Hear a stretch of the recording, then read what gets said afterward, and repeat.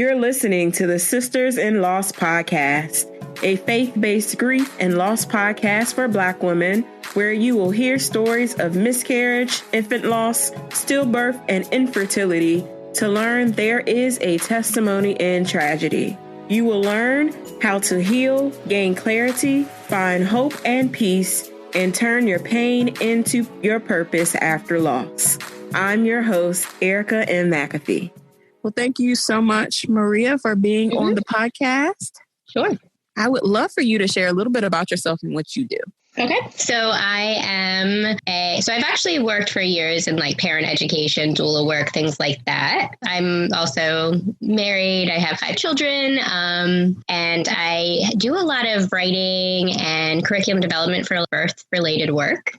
Been doing that for about 10 years now. And I really enjoy it. And so it's been really neat to kind of also take that along with kind of like the lost community and kind of see how they've been coming together lately. I've seen a lot of growth in that over the last decade or so. So it's kind of nice to kind of see my professional work still be able to incorporate some of my personal life in a way that kind of benefits other people still. Absolutely. So take us back and share with us on your journey to motherhood. Okay, so my first son, it was kind of like a surprise. You know, we weren't kind of planning on it. And so kind of having that be my start to parenthood, motherhood, I kind of never thought that there would be any challenges, I guess, in kind of growing my family. So, you know, he was born totally, I can't say anything more than he was just so textbook. Like everything about my pregnancy was textbook. Everything happened exactly when it was supposed to happen. Birth was textbook. Like he was born, he came out, he started nursing. Like it was just completely textbook. And so I think I was really naive and very fortunate with my first experience into motherhood. And then I had another son. And then after that son, I had my first miscarriage. And so that kind of was like, whoa, like I didn't realize that this kind of thing can happen to anybody. I had relatives who had experienced stuff like that, but it was typically before their first child. So I had kind of just assumed, you know, you want to have a baby, you try to have a baby. And then once you're pregnant, that means you're having a baby. So that was kind of like my first start into motherhood. I was really kind of naive to what that journey can look like for a lot of other people. And I've kind of learned over the years that it's almost not quite the exception. There are a lot of people who have, you know, easy experiences into motherhood, but I feel like it's more of the exception than we realize.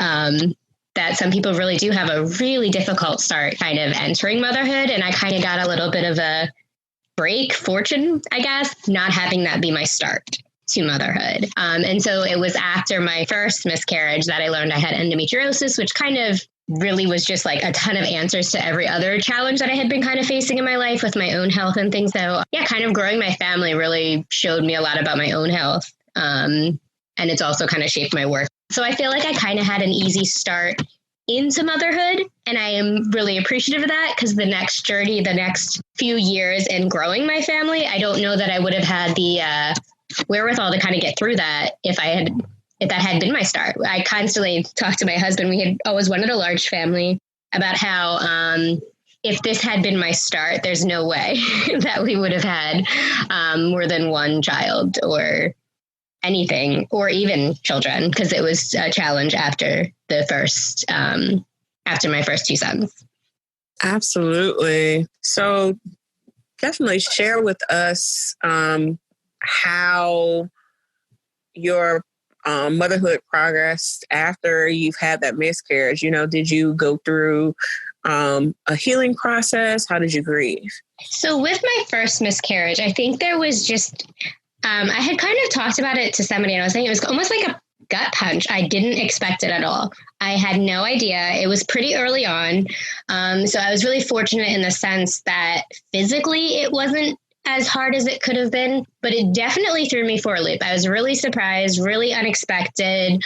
My first couple pregnancies, I had been like really reserved about telling people. And then by that one, I was like, oh, you know, I've had healthy pregnancies. It doesn't matter. We can tell everybody. Things will be fine. And then, of course, things weren't fine. And I wasn't quite 6 weeks yet. So it was very early. And I remember just being totally caught off guard, totally surprised. It had occurred around Thanksgiving.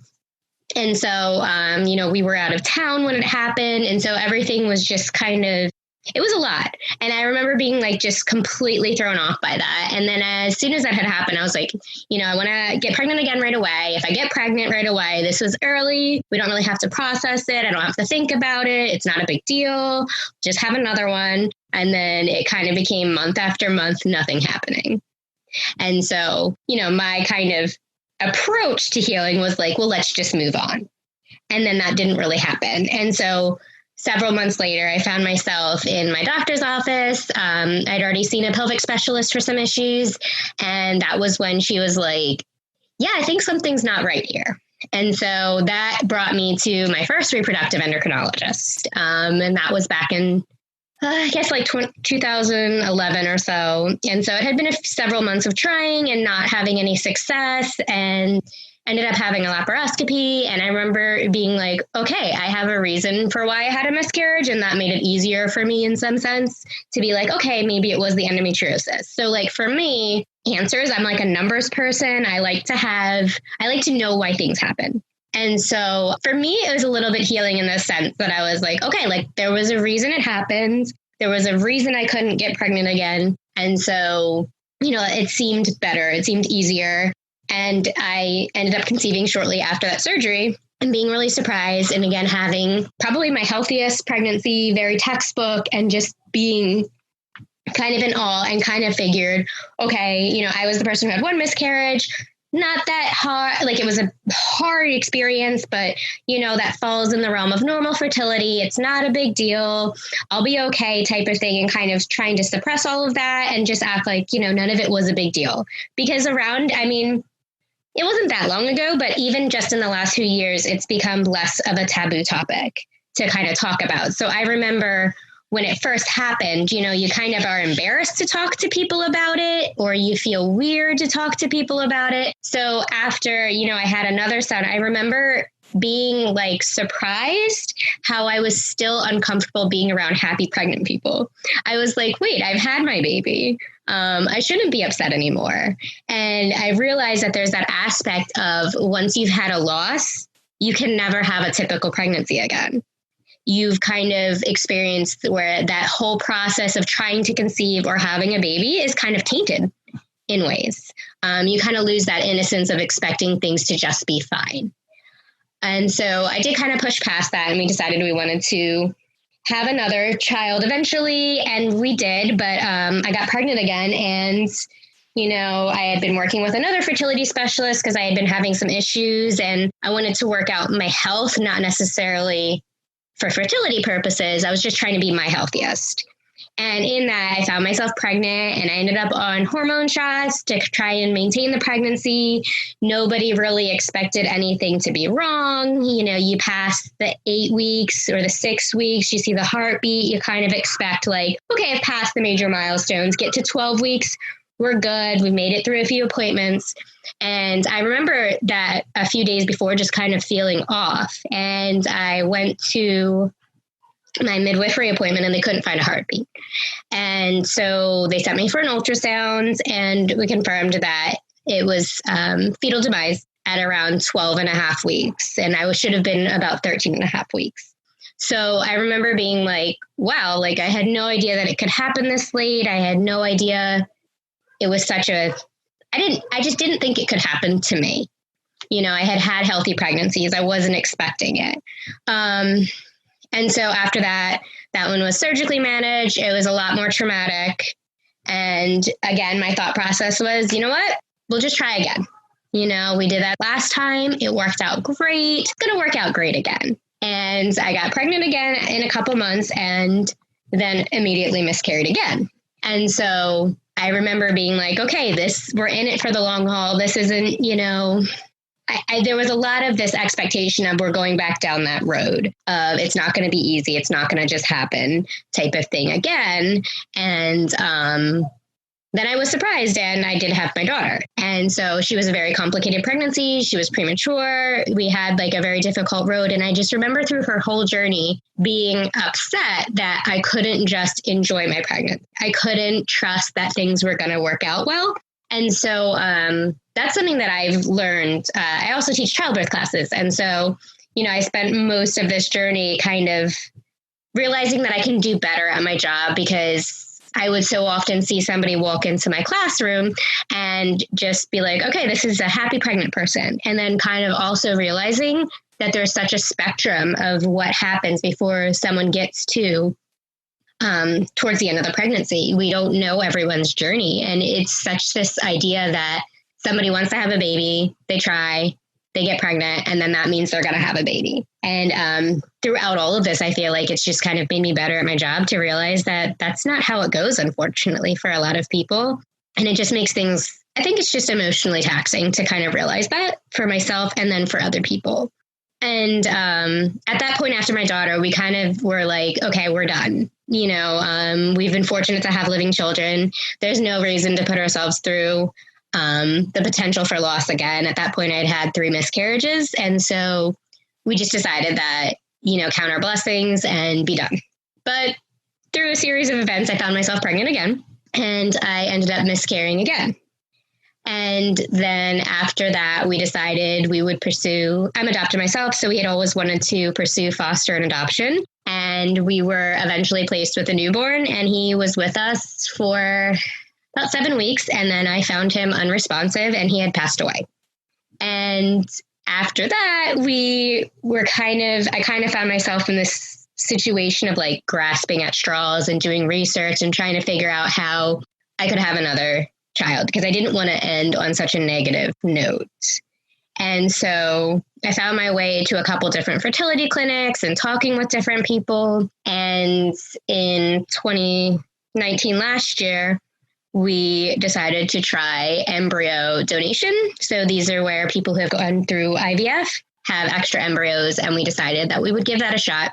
And we did 3 times last year, and every single one of them took at 3 different times, and every single one of them ended up in another miscarriage. So so the last few years of kind of trying to complete our family did not go, how we expected.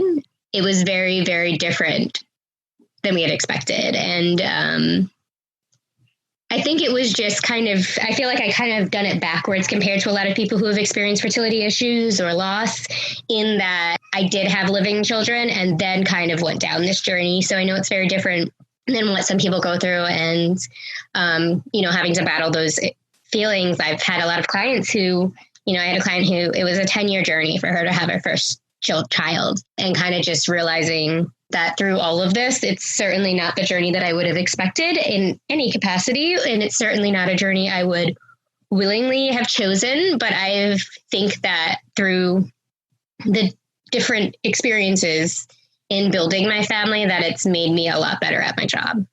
It's made me a lot better at connecting with people and kind of having empathy and kind of understanding that becoming a parent, growing a family, it's not always as easy as we expect it to be. For sure. It is definitely not as we expect it to be. And I think that is the part that we grieve so much, is the expectations of what could have been, especially when we're battling fertility challenges or have experienced loss. So, man, you just impact so much, so many questions about just how have you really just showed up in the world and put one foot on the ground and put one foot in front of the other every single day. How has your family responded to the subsequent miscarriages and then the loss of the baby that you had with you, that you were fostering for a period of time? How did you break the news to your sons and then your husband? How did they handle all of this? So one of the things that I think has been easier for me with my children is they're not super aware of the miscarriages. I've kind of decided, like, they're aware that there's stuff going on, and we're, age appropriate, honest. And I think also in knowing that they're going to, grow up one day and they might be, the parent who experiences who experiences a loss. So I've kind of framed it for them that it's almost like, there may or may not be a baby in January. That's kind of the most I've ever given them in a pregnancy. Or there may or may not be, we might have a baby eventually kind of thing. So I've kind of tried to be very careful in how I frame it. I don't want them to, I certainly would never lie to my children. I certainly would never, I don't want to give them unrealistic expectations. I certainly don't want to take away their hope either. So I found that in doing it that way, I've been able to kind of protect them from some of that grief, so that they see me battling with that. And a lot of that has just been, we would like to have another child. And so it's sad that I haven't been able to get what I've desired, but, that's okay. And we're going to be okay. So for them, they've learned a lot of empathy. And I think that they've learned that people have a lot of emotion. And I hope that in kind of framing it this way, that should they ever experience some challenges, it's not going to be a gut punch out of nowhere. Loss is always hard. But I think there's that extra layer in our culture where we don't talk about it, where when it happens to somebody, there's just such a shock. Whereas, years and years and years ago, when it was more common for people to experience, later infant loss and things like that, I don't imagine it was easy ever. It can never be easy. But I think there's that aspect of knowing it can happen, not in a fear-driven way, but in a reality way. And I'm kind of hoping that my kids will kind of grasp that, I guess. And with our foster son, there was an aspect that we always talked about, how when we have a foster child, we are to love them as our own in every aspect of the way, but that we know that they might go home. And I told them that from the beginning, that, we would love for them to stay however long they stay, and we will love them hard, but they might go home. And so, and that going home would be a good thing. It can be a beautiful thing if people can be reunited. We had an older foster son that had been with us temporarily, and he was eventually able to go home. And that was like a good thing. So I tried to frame that for the kids. There was no real major news to break to them with the loss of him. I had found him in the morning. My husband had gone to work. I found him unresponsive in the morning, initiated CPR. The kids were all around. My oldest son was amazing. He called 911. He got the siblings next door. He did amazing. He was 11, I think, at the time. And so he did great. I think that because it had been framed that he might go home, they were devastated. But they were in some ways able to cope, because there was that expectation that we love them hard, but they might go home. Going to heaven is not the home we expected in any capacity, but I think that it helped for them. And we made sure that they were involved in kind of planning his memorial service. His grandmother actually joins us for holidays. We've made a connection with his family. And so they've kind of seen that even though really, really, really bad things can happen, we can still see a little bit of beauty in them, I guess. And that, and just letting them talk about it. My kids, it's been a year and a half. And my kids will pray about him, or they'll ask about him. And we never tell them not to talk about him. We never, suggest that we don't talk about death. And so I think that that's been healthy for them. I've actually been really amazed in watching kids. And I almost feel like if adults grieve the way kids did, life would be so much easier. If adults felt comfortable to just talk about somebody after they pass away, and nobody telling them not to be upset, or nobody saying anything bad, or nobody questioning their emotions, I feel like it would be so much easier. And I've kind of learned that from my kids. They talk about him constantly. And, I found myself being like, you know what? I don't care what people think. I'll talk about him. And that's been super healing. For my husband, he had a lot of challenges, I think, and I think this is common of a lot of partners, in that they grieve, and they grieve a lot, but the grief is different, especially, if they're not the primary caregiver, and if they're not obviously the one experiencing the pregnancy loss. I think for them, it's almost more like a secondary trauma, in the sense that a lot of their grief and loss comes from having to witness the person that they love going through something so difficult. So I think for my husband, a lot of it has been, hesitancy with trying again has always been around, I don't want you to have to go through that again. I don't want to keep losing my partner, because you change with every loss, and you try to make it positive changes, but you can't always do that. So I think for him, it's just been hard to witness my grief alongside his grief, where his grief is there, but it's different. And he, there wasn't a lot of having to break news, except that because I had to call 911, a neighbor had to initially break the news to my husband because he was already at work. And so that was really challenging in some ways, but from like legal aspect and everything, it worked out really well for us in the sense that, we had done everything right and things like that. And I'm kind of getting off topic here, but it's just like a weird way to kind of explain. My losses were also different. And so interesting, I guess. I don't know of a better word, but to have experienced kind of typical miscarriages, early miscarriages, later miscarriages, natural, surgical, like all that stuff. And then also losing a foster son. It's just been like a really weird journey to kind of encompass into one experience, except for that in some ways it is a lot the same experience. But overall, I feel like my kids have learned a lot through this experience. And I hope that most of it being things that will help them in life rather than being, like a scary, adverse childhood trauma.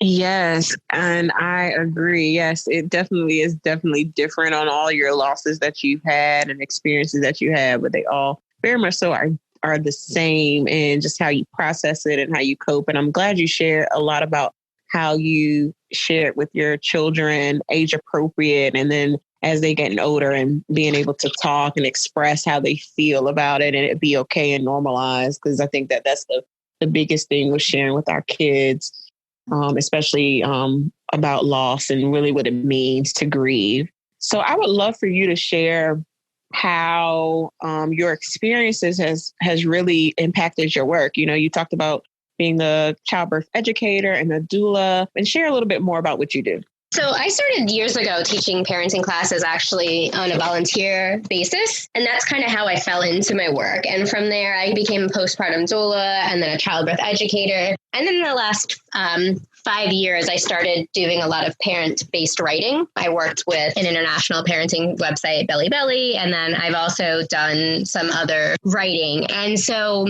it's actually been kind of a battle to make it beneficial.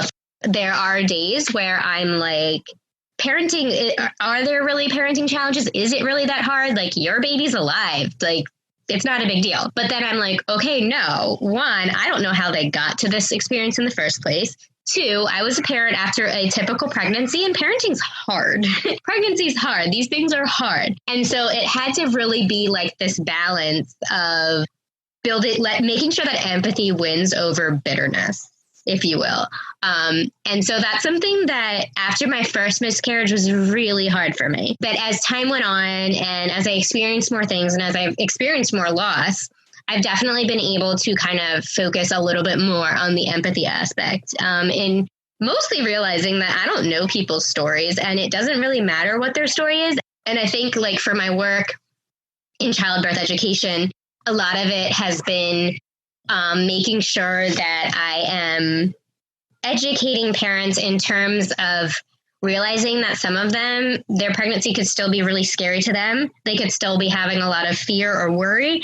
And if they're not, that's awesome. But I can still build their confidence, in how I teach the class and how I approach the class, and understanding that becoming a parent, whether it's your first or your 15th child, whatever, wherever you're at, it's a big emotional experience. And there's so many different ways people end up in my classroom. There's so many different ways that you can end up being 7, 8, 9 months pregnant. And I don't know your story. So I've just learned to be a lot more empathetic in a lot of ways, and just kind of being aware of, maybe they don't have the trauma of loss, but we all carry different experiences with us through life. And all those different experiences we've had, good, bad, difficult, that kind of shapes and impacts our parenting and our pregnancies and everything like that. So kind of having the experience of loss has really just opened me to realizing all parents really need a lot of support. It's a big experience. It's a big deal. As far as the writing, I've kind of branched off a little bit more into doing some writing with like Still Standing magazine and things like that, and kind of discussing the difficulties of loss in a way that either is meant to educate the people around us. So people who haven't experienced loss might be like, you know what?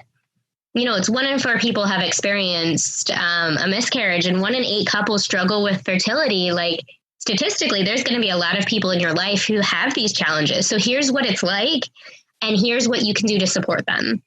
Or for lost parents, I remember, with my first loss being like, I don't know how to get, like you mentioned earlier, being able to put your foot one step in front of the other every day and get up and show up. And I think that when loss is validated in the sense that like, this is a big deal and it's hard and it sucks and it's really challenging, I actually think that makes it easier for people to put one foot in front of the other because they realize their big complex emotions are normal. They realize that little things are so much harder and that's normal and it's okay. And so you learn to push past those hard things because you know that it's hard and it isn't you not doing it. It's not you not being able to handle it. It's not you being weak. It's not you not being able to move on, because the reality is you don't actually move on from a loss. You don't move on from preparing a memorial service for an infant. You don't move on. You learn to live with it. You can't get away from that experience. You don't move on.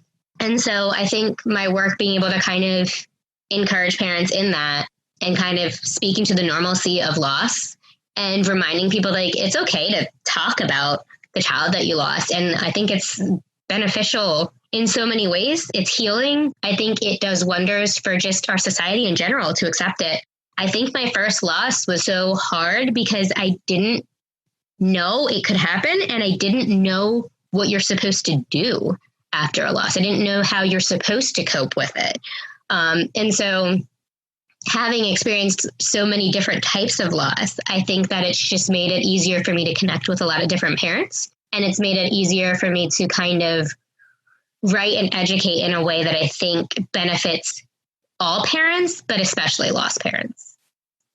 Yes, absolutely. So what encouraging words can you leave with the listeners, those who have experienced loss? And really right now, as we are going through this pandemic where people are home and are quarantined and some IVF cycles have been put on hold, what encouraging words can you leave our listeners as they're going through challenging times? Yeah, so I'm in an IVF group. We do have another embryo. We don't know what we're doing at this point. But one, I would speak to the people who are dealing with these like postponed cycles. Like it's hard and it's okay to grieve that. It may not change like specifically, if you already have an embryo or the embryos you're going to create or anything like that. It may not change that, but it's okay to grieve that timeline. So much of fertility treatments are these timelines and these expectations, and you get these dates, and no matter what, nothing is set in stone until it happens. But we're human and we're going to hold on to those dates and kind of be excited. So I would say to those, like, it's okay to grieve that, and don't feel like you're overreacting in it. It's hard. It's hard to even have to do fertility treatments, and two, like, a change in that expectation and your dates and things like that, that's hard. And so I think it's a time where you need to be really kind to yourself. I think it's a time that you need to heal and grieve and, just know that it's normal for it to feel really disappointing and really heavy. And just in general, for somebody who's going through any type of loss, my 9-year-old at the time, he loves babies. He's my stereotypical jock son, but he is like puppies and babies and kittens type of kid. Like he just loved that little boy so much. And I was dreading having to tell him because he would run in the door and pick him up as soon as he got home from school. That's just what he did every day. And so I was really scared to tell him. And after we told him, I remember telling him this, and I remembered this from my first loss and then my other miscarriages. And I remember telling him, it's going to be really hard, but I promise it's not going to be this hard. This feeling today, it's not going to be this hard forever. It's going to always be sad. It's going to always be challenging. You're never going to forget it, but I promise it's not going to be this hard forever. And that's kind of what got me through all of my different losses. The first day, the first weeks, the first months, even the first year, it is hard. Just getting out of bed can be difficult. Just having to do your job can be difficult. Having to make a meal can be difficult, but it's not going to be this hard forever. Like it's gonna get a little bit easier. It's never not going to be sad. It's never not going to hurt, but it's not going to hurt this bad forever. And as much as I was telling him that, I was reminding myself that, that these losses are really hard and they're life-changing and they're altering and they change you, but it's not going to be this hard forever. Awesome. So where can we connect with you after this episode? Well, I am found on bellybelly.com.au with my parent education. And there's lots of wonderful parenting writers on there as well. And I can also be found at busymomsguidetofaith.com. That's a little bit more faith-based writing and incorporates a little bit of my loss experiences and other things like that. I kind of have a little bit everywhere. So actually the easiest thing is my website, Maria Pyanov, which I guess is not as easy as it sounds because it's a little bit difficult to spell, but it's Maria and then Pyanov, PYANOV.com. Thank you so much, Maria, for being on the podcast and sharing your story and light with us. I know that our listeners will be blessed from it. Thank you for having me. I really appreciate it. And I just genuinely appreciate the work that you're doing to kind of lose a little bit of the stigma and build a lot of the support surrounding loss.